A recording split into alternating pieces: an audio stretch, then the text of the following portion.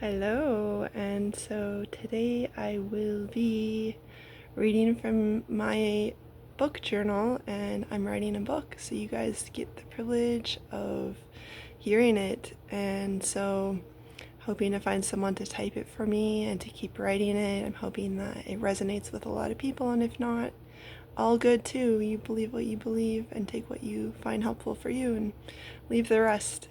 That's your journey. Nobody knows what's best for you. Nobody knows can tell you what to believe or what to do.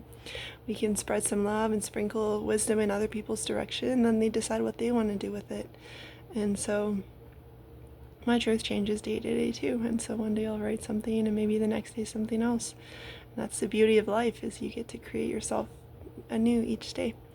And so I'm going to read from this. Maybe I'll take pauses here and there so I can decide if there's things I want to leave out, or maybe I can't read my writing or something. And so I hope you guys enjoy this. If you like my channel, please give me a like and subscribe, because it really helps me to make more content for you guys. Let's make it big as a YouTube channel. That'd be amazing. Reach a lot of people. I've been so inspired by other podcasts through Next Level Soul podcasts and what is it? Oh, I forget, the Conscious Awakening one or something. Anyways, the world is waking up. We're evolving at a rapid rate, and evolution is happening. We got to learn to take care of our planet, and I commit to donating 7% of my book to help with Tree Canada. So hopefully we can get this message out there and turn it into a book and keep writing it. And if you're a creator, I hope you get to keep creating your stuff too. Here we go. Take my shoes off. Just got back from a walk with my dog, getting settled in here nice and calm. My intention with this book is to open people's hearts to their own truth and get them thinking about other ways of seeing the world and seeing the beauty and finding their solutions to whatever problem they came here to solve, and contribute and find your gift. I've been through 2 suicide attempts, hard drug addiction, homelessness, 2 severely abusive relationships, in extreme psychosis where I was in and out of the psych wards. That was over 10 years ago, and also just extreme anxiety, OCD, eating disorders, and depression, and hopelessness, and not finding my purpose, not knowing what my place was here. So I want to inspire people with my book. It's going to be part memoir, part self-help book, to find their light and find what makes them come alive and find what makes them be able to contribute and help others and find their people. That's what my book is about. So there might be some hard things in here, but there's a lot of beautiful things too. So I hope this is the right book. So here's a little story about my boyfriend, and I wrote this down a while ago, and of course he didn't have to meet everything on the list. He's not a vegetarian, and that's all good too. But yeah, I found him 8 months ago and deeply in love and loving life, going to drum circles, going to music events with all our friends, singing together, leading song circles, and poetry, performing poetry with my partner who does sound baths, and raising my dog and visiting my son, and all these beautiful things and people I get to meet. And yeah, loving life as a peer support worker for the Schizophrenia Society. We give speeches at universities, high schools, and nonprofits about schizophrenia and our story, and so I'm going to share that story on here eventually too. This is a list. There might be some just random stuff in here, and that's okay. So here's a list of stuff I wrote about my partner, and I said, I will find you. You have a great job. You're using your gifts to help people. You are loving and uplifting others. You play and listen to spiritual music. You love my dog, are honest and free-spirited. You have no addictions. You are fit and healthy. You love and eat organic. You are good with kids and money. You love nature and walks and the environmental protection. You are gentle, honest, sweet, self-disciplined, and creative. You are kind, patient, and a leader. You love me for who I am. You are conscious and have good friends. You get to bed on time. You are good at keeping a schedule and a work-life balance. I found him, you guys. I still cry tears of joy thinking about where I came from and how blessed I am to have him. Here's a little one. Learning to love myself again and again. Throughout the years, my self-love has waxed and waned, like the moon. At times I give up on winning and on even trying. I fell into relationships so damaging to my soul and started seeing scary omens everywhere. My intention for this book is to help you understand that no matter where you came from, things can get better. You can get better. And also you deserve love and loving relationships. I've now been through 2 abusive relationships, and despite walking away from both, I still feel the hurt, anger, and pain. I still carry it around with me as if it was yesterday. The last one was 5 months ago. It's now been a year, you guys. I'm not going to read and put all this stuff on here, and I'm probably going to be taking it out of my book. It just talks about the abuse, and I don't want to go there because I want that to be healed. I want that person to heal, and I don't want to badmouth them because everybody deserves a second chance. But everyone also deserves to walk away from people that are abusive. So let's skip that. Plus that part's already been typed by my lovely friend.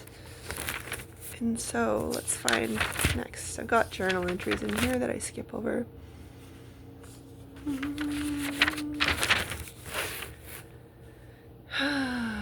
Okay, ready? I think this one's been typed too, but let's put it in here. It was on a drive to Chiron Farm, in Aya's car, that I first heard the sound of Shimshai and his music.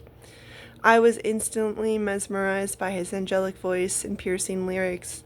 I felt them deep within my soul.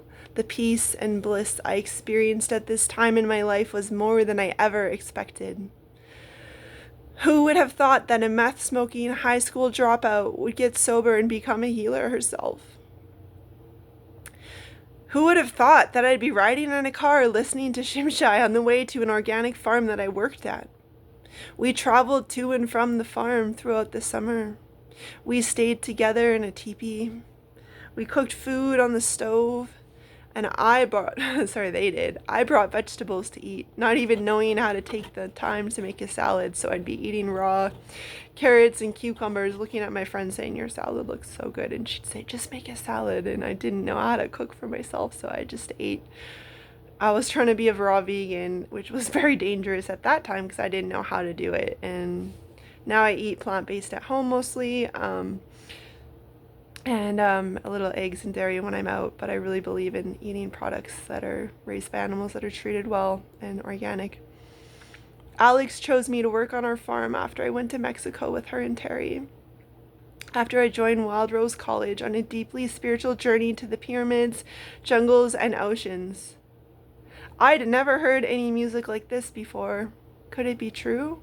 If we do our work and live in peace, that the promise of heaven will be with thee? Now, I don't remember which album we were listening to, or which albums, but Aya kept playing Shimshai as we would drive to our farm. I was falling in love with the world even more and more, with the lyrics and melodies, and he spoke of love and light and healing and some sort of evolutionary ascension, as many may call it. Shimshai grew up in a hippie commune with his family. Later on, he studied the secret teachings of the Essenes. These teachings led him to life experiences so beautiful and heavenly. It was beyond any possible vision that I had had for myself, that heaven on earth is real.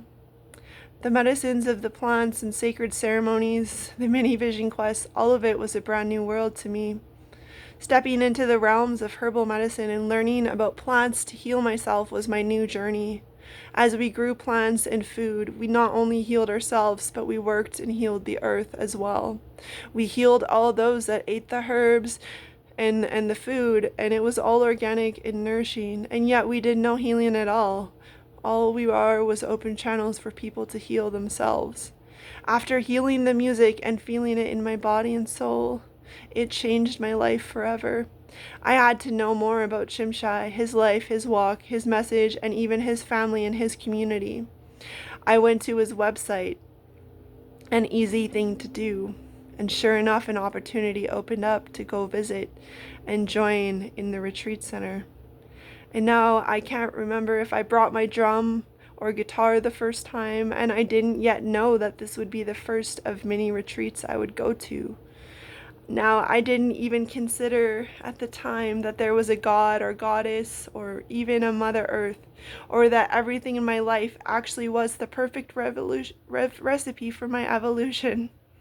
The spiritual teachings that they would go on to teach me were so profound and mind-altering that in itself was the best mind trip I could ever have been on at the time. The organic, vegetarian, home-cooked food was so beautiful, made with love, and made to help us live a nourishing and balanced life. It was nourishing, delicious, and life-giving. The taps flowed with fresh mountain spring water in the shower even. It was our drinking water as well. It was so clean and pure. It was the best water I'd ever had on the entire planet. And tucked away in the forest was this hidden gem of a retreat center. The cab drove me from Santa Cruz, I think up the sides along a windy cliff, to my new second home. I was greeted with love and hugs and much respect. I came from far away, all by myself, not knowing who or what I would find. And at the time I was maybe only 22 years old. I was eager to embrace what they would teach me and to learn from people so wise and so beautiful. They told me my life would be more beautiful than I could ever imagine. Looking back at that instant, it already was. It already is now. And it's just the beginning of it. I felt safe and welcomed with open arms. I was gifted with sweetgrass to take home and an Essene book. Shimshai, his wife and kids, had found a way in this wild world to actually live in harmony with the earth and their community. I was now one of them, initiated into a sacred community. You see, all that we go through, all of our weaknesses, our trauma, it all helps shape us into who we are and who we are meant to be. Our pain is like cracks in a clay container where the light can shine through. For without pain, how would we learn to nurture ourselves and others, to comfort ourselves in times of need? And when a loved one passes away, if we are alone, life can be hard. But if we have a community around us to support us or some loving people, they will catch us when we eventually fall. And we will rise back up. As well, we can hold space to comfort others, to remind them that their pain might be temporary, that in time we begin to form new memories and rewire our brain back towards peace and joy. Through our own suffering, we can become aware of the suffering of others, because we all have a deep yearning for peace and joy. Through experiences, we learn what brings us peace and joy, and what takes us further away from it. And how would we yet learn that if we didn't walk through fire? Don't walk through fire to learn it. Ask for easy lessons, trust me. And like my teacher Terry Willard said, sometimes you need to touch the stove to know it is hot. Someone can tell you it's hot, but you won't know yourself until you touch it, and then you know not to touch it again. This is why I've seen some adults even eating hot pizza straight from the stove, only later to regret the blisters in their mouth. Sometimes it feels like we don't have a choice or a voice, or that what we do couldn't possibly matter in the grand scheme of things. We can get stuck going with the motions, working, sleeping, resting, maybe playing. But what is play?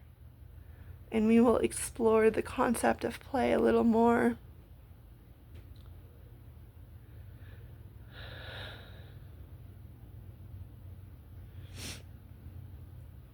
So for kids, if they are raised with love and their needs are met, they love to play. Kids laugh so many times a day. Adults can, but a lot less.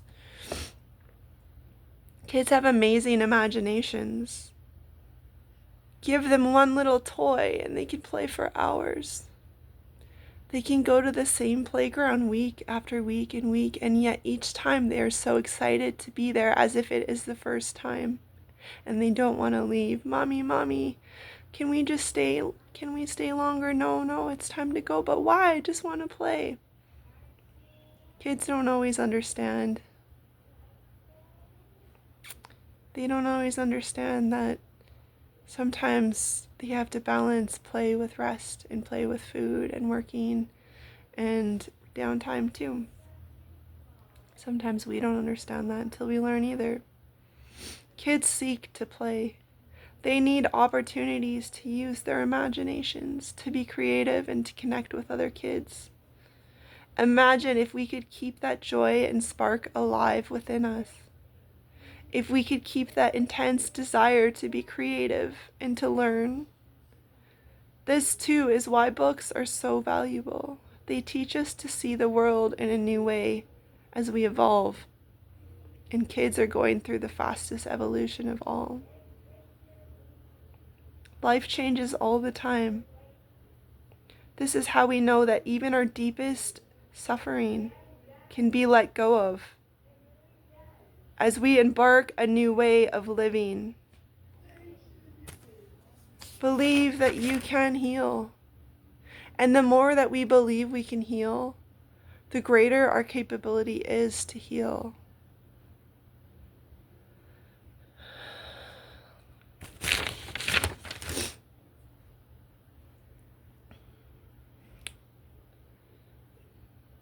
Moving on to another topic of herbology and nutrition, I believe.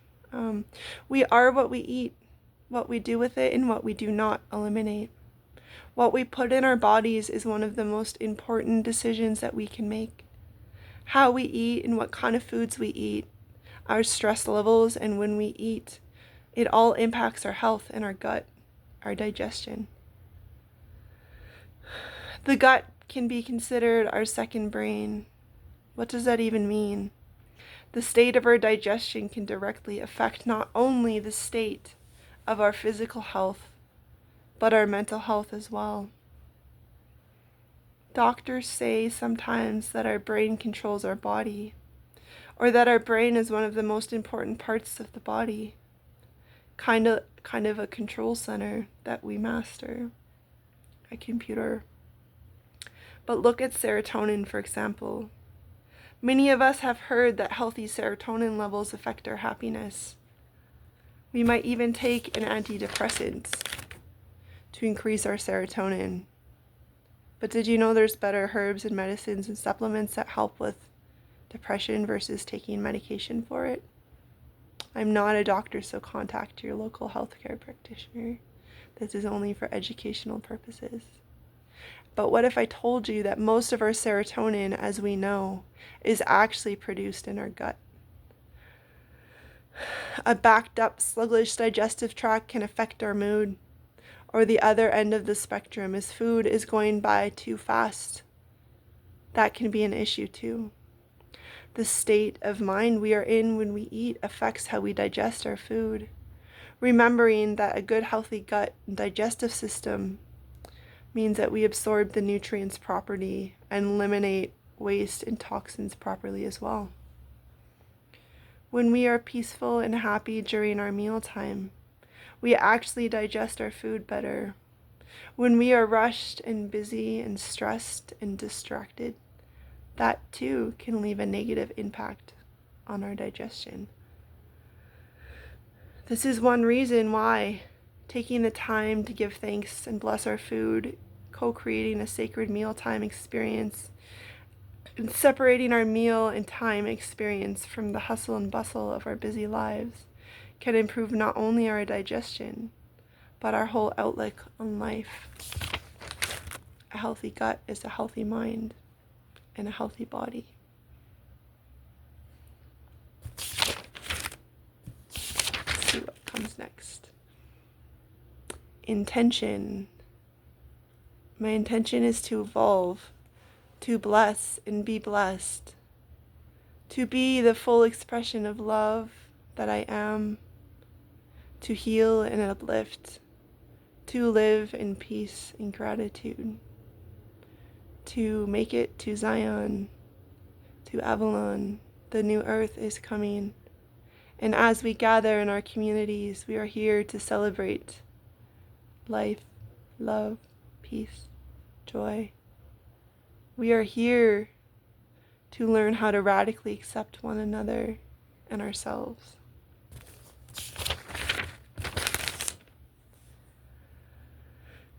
When we gather together in community with a collective goal to unite and evolve, for magic and miracles really do happen. Water break, just a second.